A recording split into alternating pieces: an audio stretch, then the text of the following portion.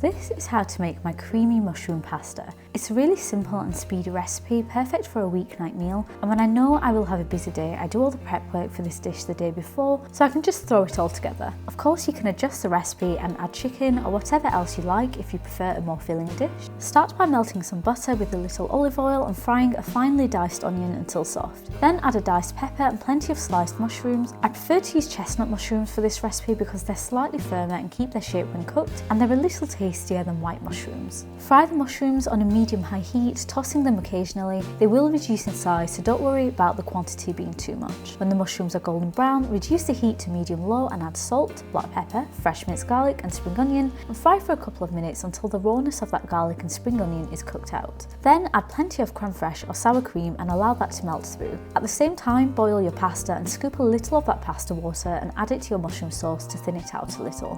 When the sauce is at your desired consistency, add freshly grated parmesan and your cooked pasta. I like to undercook my pasta by a minute or two and let it finish cooking in my mushroom sauce to absorb the flavours. Add a little extra pasta water if it dries up a little. Then add a handful of fresh chopped parsley and stir it all through. And that's all there is to it. Serve your pasta straight away with a little extra parmesan and chopped parsley. You can also garnish with a little extra fried mushrooms if you wish. If you enjoy the recipe, please like, subscribe, click that notification bell, and thank you for watching.